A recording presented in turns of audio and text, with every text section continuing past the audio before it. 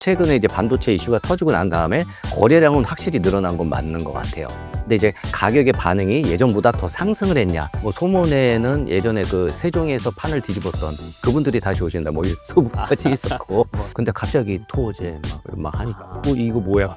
아니 뭐 맛도 보기 전에 이렇게 잘라버리면 어떡하냐? 그러면 소장님이 생각하시기에 네. 가장 큰 수혜 지역이 어디라고 생각하세요?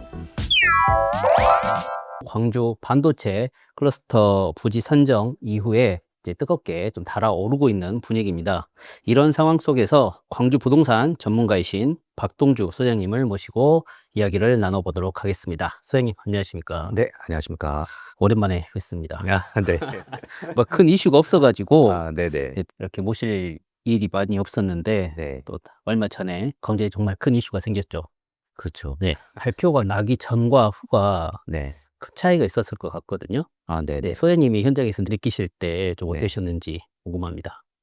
당연히 이제 차이는 이제 제일 큰 차이는 실제로 시장이 어떻게 거래가 되고 또 가격이 어떻게 반응이 일어나고 사실 이런 거보다도 이제 부동산이 제일 중요한 건 심리라고 저는 생각을 하거든요. 매수자의 심리, 매도자의 심리 굉장히 중요한데 이 매도자분들의 심리가 별로 안 좋았죠. 매수자분들도 적극적으로 달려드는 시장은 아니었는데 확실히 그 심리가 변화가 확실하게 있었던 것 같습니다. 네. 저희 시청자들 입장에서 저도 그렇지만 사실 네. 가격이 변동이 있냐 없냐가 사실 가장 네네네. 궁금하거든요. 네, 그건 좀 중요하죠. 어떤 것 같아요? 사실 이게 뭐 통계로 잡기에는 굉장히 어려운 부분들이 있어요. 근데 실제로 이제 거래량만 놓고 본다면은 실제로 최근에 이제 반도체 이슈가 터지고 난 다음에 거래량은 확실히 늘어난 건 맞는 것 같아요. 근데 이제 가격의 반응이 예전보다 더 상승을 했냐, 내려갔냐, 이거는 좀 더 데이터가 좀 축적이 된 다음에 말씀드리는 게 좀 정확할 것 같긴 한데요. 그냥 저는 이제 시장의 어떤 현장에 좀 있는 사람이고 분위기를 좀 느끼다 보니까는 확실히 예전보다는 가격이 조금 더 상승한 건 맞는 것 같다. 그리고 이제 지표로도 주간 아파트 변동률이라는 게 있거든요. 그 지표상으로도 봤을 때 상승이 기록이 돼서 나오니까 실질적으로는 가격도 약간 반응이 있었다라고 좀 보시면 될 것 같습니다. 이런 큰 이슈가 생기면 사실 네. 저희 광주 지역 사람들만의 거래가 아니라 네. 다른 지역에서도 투기 수요라든지 그런 문의가 많이 들어오지 않았나요? 네네. 근데 이제 기간이 좀 너무 짧다 보니까 근데 갑자기 이제 토호제로 좀 지정이 돼서 약간 이렇게 막 끌어오르다가 근데 확실히 이제 끌어올랐던 건 있죠. 타지에서 전화가 굉장히 많이 왔고 그리고 뭐 소문에는 예전에 그 세종에서 판을 뒤집었던 그분들이 다시 오신다. 뭐 이 소문까지 있었고. 근데 제가 그거는 개인적으로 뭐 확인된 바는 없었는데 뭐 그런 소문도 있고 그리고 실제로 저한테도 뭐 서울에서도 전화 오시고 뭐 전주 그리고 전남 쪽 요쪽에서도 좀 투자적 관점으로 봤을 때 좀 추천해 달라 뭐 이런 전화들이 좀 굉장히 많았죠. 이 발표 나기 전에 네. 사실 다들 첨단 3지구가 될 거라고 네. 그렇게 예상을 많이 했었거든요. 뭐 네네. 그런 찌라시라고 해야 되나요? 네네. 또 이런 분위기상 네. 첨단 3지구가 되지 않을까 그런 말들이 많았는데 네. 네. 그러니까 이재명 대통령님께서 내려오시고 난 전과 후가 이렇게 좀 나눠질 것 같은데 전에는 저도 첨단 3지구가 되지 않을까라고 이제 생각을 많이 했고 왜냐면은 이제 중앙 정부나 지자체에서 계속 속도전이라는 것을 이제 어필을 했기 때문에 그렇게 된다면 속도전을 맞출 수 있는 거는 이미 이 기개발되고 완공되고 수용까지 다 끝난 뭐 그런 개발지들이 먼저 시작을 하지 않을까라고 생각을 했는데 그때 이제 대통령님 오시고 나서 이제 가시고 난 다음에 제 얘기는 들었어요. "차표는 이미 찍혔다." 이렇게 얘기는 들었는데 저도 그거 들으면서 '근데 어떻게 속도전을 하지?'라는 좀 개인적인 의구심. 예. 왜냐면은 그 예전에 어떤 이 수용되고 이전하고에 대한 절차가 사실 쉽지는 않잖아요. 개인적으로 그게 만약에 군공항이 들어오게 된다면은 그 토지 자체는 굉장히 최적화되어 있는 땅은 맞죠. 예. 맞죠, 맞죠. 근데 지금도 약간은 그 속도가 과연 가능할까에 대한 퀘스천은 좀 아직까지는 좀 남아 있는 것 같습니다. 첨단 3지구는 네. 지금 좀 조용해졌나요? 첨단 3지구가 그때 이제 군공항 지정되고 난 전과 후가 조금 달라진 것 같아요. 아. 예. 그전에는 계속 이제 뭐 계좌가 안 나왔죠. 그래서 손님은 계속 대기하고 있는데 계좌가 안 나와서 계약을 못 하고 그리고 그냥 암묵적인 프리미엄만 계속 올라갔던 상황인데 지금 현재는 뭐 다 그런 거는 아닌데 어느 정도 좀 매물이 그래도 좀 현실적으로 가격이 좀 반영이 돼서 나오고 있는 것 같아요. 그러니까 이 군공항 확정되기 이전과 이후는 확실히 다르다라고 좀 보시면 될 것 같고 뭐 그렇지만은 계속해서 기대하는 수요자들도 좀 시장에는 아직도 여전히 좀 많으신 것 같아요. 내일부터 네. 광주 지역의 토지거래 허가구역 지정이 이제 개시가 되고 시작이 되는데 네네. 이거에 대해서 이제 핵심 포인트들을 좀 간략히 좀 설명 좀 부탁드리겠습니다. 뭐 일단 많이들 알고 계실 거예요. 주거 면적 60제곱미터 이상. 일단 주거 면적이 제일 많이 중요할 테니까요. 근데 좀 뭐 개인적으로는 좀 걱정이 많이 됩니다. 아직 지자체에서도 이제 그 일 처리에 대한 어떤 솔루션이 명확하게 해결이 된 게 아닌 것 같고, 아까 오전에도 어떤 것 때문에 이제 지자체에 전화해서 좀 물어봤는데 그 약간 혼돈인 것 같아요. 아직 매뉴얼이 정확하게 업무 지침이 내려진 게 아니고 교육이 아직 덜 된 상황인 거고, 근데 이제 문제는 내일부터 바로 시행이란 말이죠. 이런 거에 대한 어떤 시행착오들이 굉장히 좀 많이 생길 것 같아서 좀 염려스럽기는 합니다. 근데 이제 확실히 이제 서울 토지 거래 허가 구역하고는 좀 다르더라고요. 헷갈리시는 분들이 많을 텐데 광주 같은 경우에는 정확하게 토지 면적 기준에서 그 이상 되면 이제 허가 지역이다. 그냥 이렇게 생각하시면 될 것 같아요. 그게 부동산의 유형이 뭐든 간에 뭐 오피스텔이 됐던 단독, 다가구, 다세대, 뭐 연립, 뭐 이거는 되냐 안 되냐 이게 아니고 그냥 대지 면적 있잖아요. 모든 건축물의 대지 면적. 만약에 건축물이 없으면은 토지 면적. 이 면적이 이 요건 기준에 이상 초과됐다. 그러면은 일단은 1차적으로 허가 대상이다. 요렇게 좀 이해하시면 될 것 같습니다. 그리고 이제 뭐 여러 가지가 있죠. 뭐 어쨌든 아파트 같은 경우에는 이제 갭 투자를 못하게 만든다. 그렇지만은 기존에 올해 안에 한정해서 기존에 임대차가 있었다면은 만약에 매수자가 무주택자일 경우에는 기존에 임차인이 만기가 언제냐, 2년을 초과하지 않는 한에서 임대에 안고 살 수는 있는데 그 외에는 이제 갭 투자가 이제 원천 차단된다. 이렇게 좀 보시면 될 것 같고, 근데 제일 큰 걱정은 모든 건축물, 모든 부동산의 이 면적이 다 기준이 초과되면은 허가 대상이기 때문에 30평대는 크게 이게 허가 대상이 안 될 것 같고, 아파트 기준으로 네네네. 말씀하시죠? 만약에 20층인데 45평이다. 그러면은 이게 한 60은 넘어갈 것 같아요. 한 70 정도 대지 되거든요. 면적이 대지 면적이. 예. 예예. 그러면은 40평대 이상은 웬만큼 허가 대상이 들어가는 거고, 그리고 이제 또 한 가지 걱정은 이제 재개발 같은 경우에도 허가 대상에 들어가거든요. 근데 재개발 같은 경우에는 사실 굉장히 노후되고 낙후돼 있는 집들이 많잖아요. 그거를 실거주 요건을 충족하기는 굉장히 어려움이 있는데, 그렇게 된다면은 완공되고 나서 2년 실거주를 채워라. 뭐 이런 요건이 있는데 아시겠지만 재개발이 시간이 굉장히 오래 걸리고 뭐 그 사람이 살다 보면 어떤 일이 생길지 그렇죠, 모르잖아요. 그렇죠. 살다 보면 내가 실입주를 못할 수도 있고 이런데 그 요건까지 충족해야 되니 재개발에서도 좀 굉장히 좀 불만들이 굉장히 많을 것 같아요. 근데 이제 문제는 얘네 둘이 사실 이때까지 광주에서 계속해서 가격이 좀 안 좋았단 말이죠. 거래도 굉장히 안 좋았고, 대형 평형도 예전에는 막 무조건 대형 평형 뭐 이런 추세가 있었지만 최근에는 또 완전히 트렌드가 바뀌었잖아요. 그래서 대형 평형 거래도 안 되고 가격이 떨어지는데 갑자기 허가를 한다? 그러면 그분 입장에서는 굉장히 큰 차별로 느껴질 것 같고, 재개발 같은 경우에도 대형 평형과 비슷하게 굉장히 지금 어려움을 겪고 있는데 이 투기가 우려된다 그래서 30평대 쟤네는 가격도 올랐는데 왜 내 것만, 이런 문제들이 앞으로 굉장히 많이 제기되지 않을까? 그래서 좀 걱정이 되긴 합니다. 네. 이게 어찌 됐든 간에 네. 주택이 2년 이상 실거주 의무가 네. 무조건 붙기 때문에 네. 기존에 뭐 주택이 있던 사람이 다른 주택으로 갈아타기도 좀 어려울 것 같다는 생각이 좀 들거든요. 그 타신 분은 이제 나중에 이걸 써야 돼요. 6개월 안에 팔아. 그래서 아. 네, 팔겠습니다. 이렇게 계획서를 써야. 근데 아. 정확하게는 이게 업무 지침이 광주에서 전남 광주에서 어떻게 업무 지침을 내릴지 제가 오늘 오전에 전화해 보니까 뭐 안내장을 발부를 해줄 거다 하는데, 그러면 뭐 오늘이나 내일 발부가 되냐 안 돼. 그거는 그 안내장은 그 안에 직원들끼리의 어떤 이 상황을 정리하는 거고, 시장에서 나가는 안내장은 좀 시간이 걸릴 거라고 하더라고요. "너는 되고 왜 나는 안 되냐." 막 이런 그분 이슈들이 많이 생길 것 입장에서는 같은데. 굉장히 큰 차별로 느껴지실 것 같아요. 당연히 사는 사람이 실거주를 한다고 하면 그 거래가 되는 건데, 근데 어쨌든 거래가 되든 말든 힘들어 죽겠는데 왜 내 집을 규제하냐. 막 이렇게 생각하시는 분들이 굉장히 많지 않을까 싶어요. 내일부터 해 가지고 2년 동안 일단 이걸 네. 시행한다고 이렇게 네네네. 고지가 됐는데 이거 같은 경우에는 네. 뭐 2년 뒤에 어떻게 바뀔지 모르니까 일단 2 년만 하는 건가요? 다른 거와 다르게 좀 네. 기간이 짧더라고요. 그쵸. 보통은 뭐 5 년, 3 년, 그 2 년짜리도 좀 있긴 있는데, 근데 이제 지금 규모로 봤을 때 광주 거의 전체란 말이에요. 왜 넌 나주랑. 근데 이제 아무리 국토부 직원이라고 해도 네. 전체를 다 묶는데 네. 그렇다고 여기가 막 매가가 상승하고 그런 지역도 아니라고 그렇죠, 하죠. 그렇죠. 근데 전 지역을 묶는데 5년을 묶을 수 있는 배짱이 있는 사람이 있을까? 그러니까 어떤 분은 또 그렇게 얘기하더라고요. 약간 정치적으로 또 생각하시는 분들이 좀 있는 것 같은데 제가 보기에는 그거는 좀 너무 과한 것 같고 3년을 잡기도 굉장히 불안한데 그렇다고 1년은 또 너무 짧은 것 같고 그래서 2년 한 거 아닌가?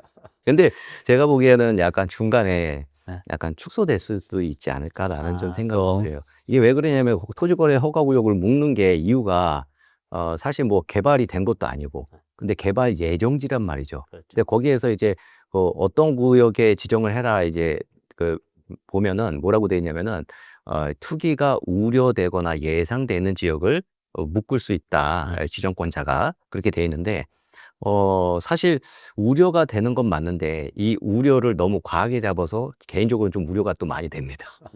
이게 사실 우려가 아닌데 사실 그러니까요. 우려라는 게 굉장히 주관적이잖아요, 이 단어 자체가. 근데 제가 보기에는 우려가 아닌 지역까지 너무 과하게 묶지 않았나? 좀 이런 생각이 들어서 좀 우려스럽습니다, 저도. 서울에 네. 이렇게 토지를 묶이는 구역들이 많잖아요. 네네네. 근데 그런 구역에 보면 어느 정도 많이 올라서 네. 이렇게 이제 더 이상 못 올라가게 네. 막는 경우가 보통 많았던 것 같은데 네네. 이렇게 그냥 아예 싹을 잘라버리는 경우는 네네네네. 드문 것 같더라고요. 그래서 이제 광주 시민들이 일부분 이렇게 얘기하시는 분이 아니 뭐 맛도 보기 전에 이렇게 잘라버리면 어떡하냐.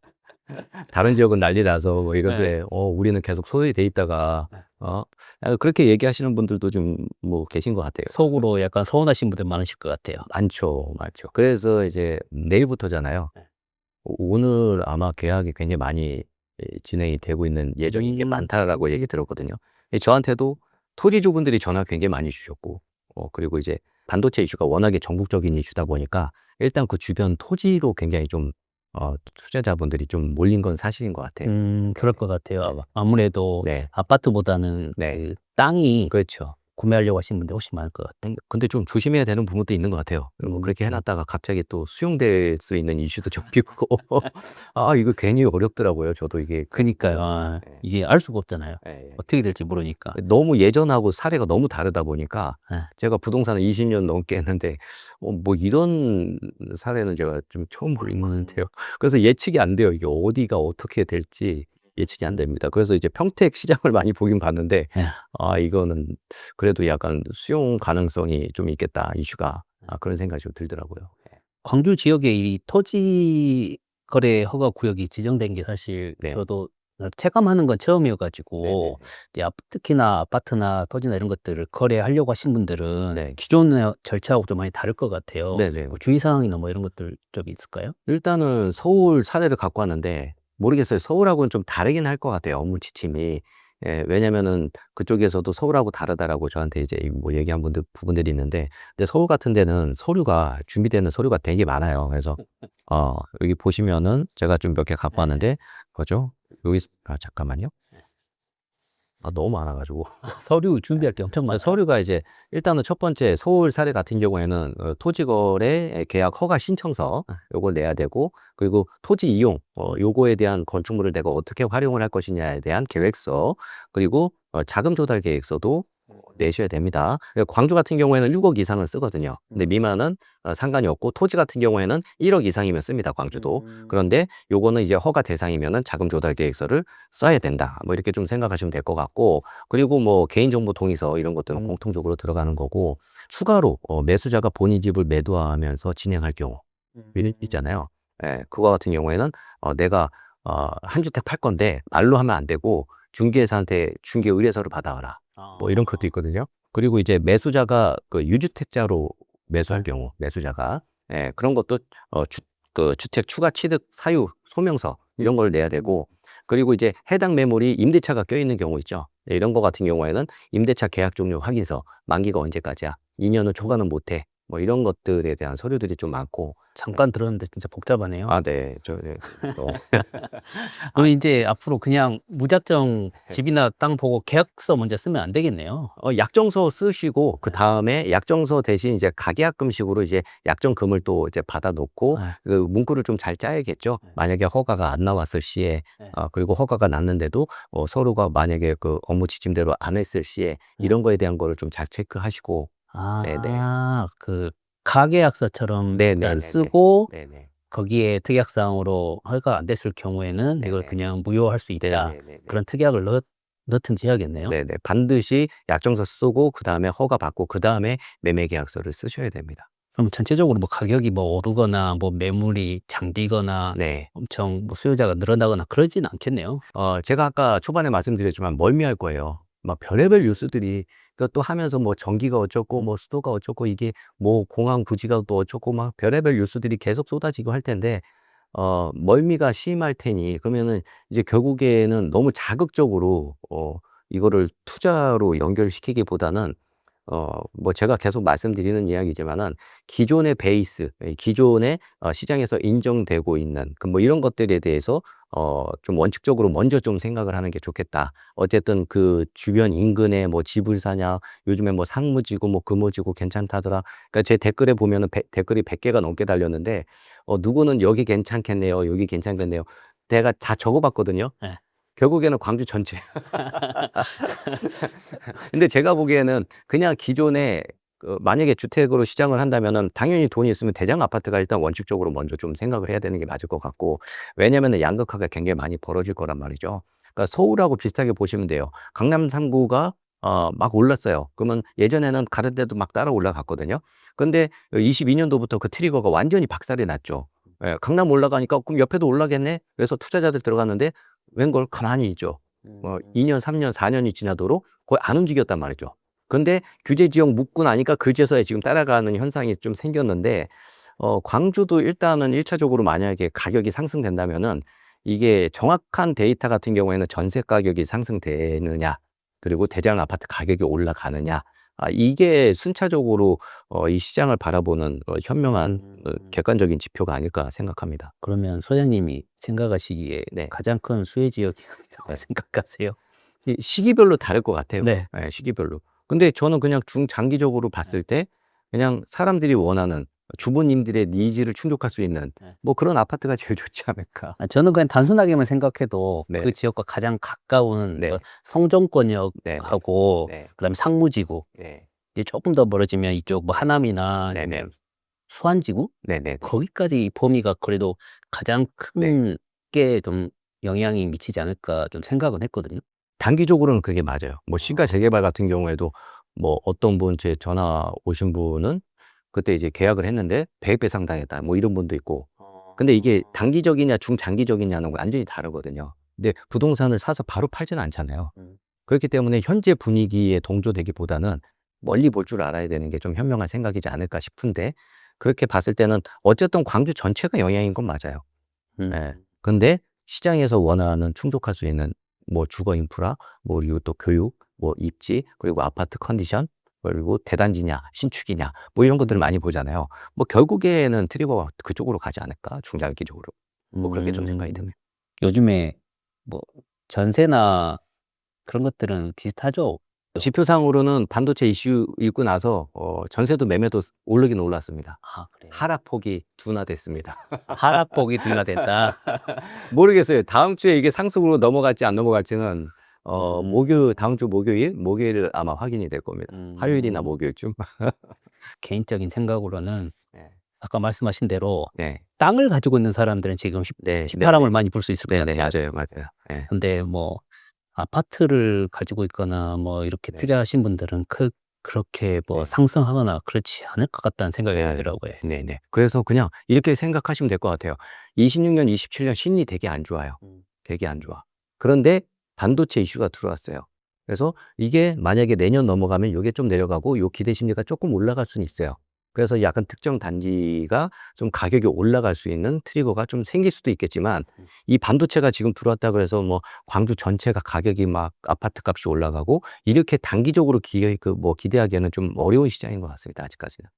근데 좀 회복은 되고 있는 게 어떤 심리가 영향은 분명히 있는 것 같긴 해요. 예. 근데 너무 과하게 생각 안 하셨으면 좋겠어요. 그쪽 지역 자체가 그 뭐라고 해야 되죠? 개발 제한 구역이었잖아요. 네네네네. 그걸 오랫동안 갖고 계신 분들이 정말 네. 많았을 건데 네. 그죠. 그분들이 이제서야 네. 근데 갑자기 토제 막 하니까 아. 이거 뭐야?" 막 이러 근데 토지라고 해도 어찌 네. 됐든 간에 돈 있는 사람들은 네. 살 거잖아요. 어차피 그걸 증명만 하면 되잖아요. 근데 이제 못 사는 허가 이제 실사용이 들어가다 보니까 아, 굉장히 실사용. 그 투기꾼들 입장에서도 만약에 100이라는 투기꾼이 있다.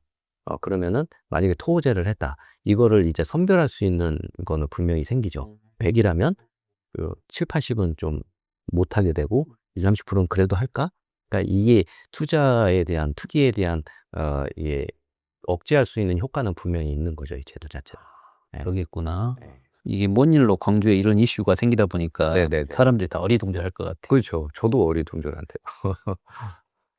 이게 800조라는 게 말이 이게 너무 체감이 안 되잖아요. 네네. 800조에 대한 금액적인 것보다도 사실 반도체 클러스터라는 게 상징력이 이게 굉장히 클 어마어마하잖아요. 거고 아마 그렇게 된다면 예, 전국이 부러워하지 않을까. 그렇죠. 지금 다 부러워하고 네네. 있죠. 뭐 모든 문제가 해결되지 않을까 싶어요. 뭐 인구 감소 문제, 경제 문제, 교육 문제 모든 게 이 한 방에 해결되지 않을까. 그래서 예전에 유튜브 채널 할 때 썸네일에다가 잃어버린 호남 경제 30년 한 방에 약간 이런 썸네일이 있었거든요. 저는 개인적으로 진짜 그렇게 된다면 그런 효과가 일어나지 않을까 싶습니다. 또 다음에 네. 또 좋은 이슈가 생겼을 때 또 한번 네. 모시겠습니다. 불러주십시오. 네. 네. 감사합니다. 네, 감사합니다. 네.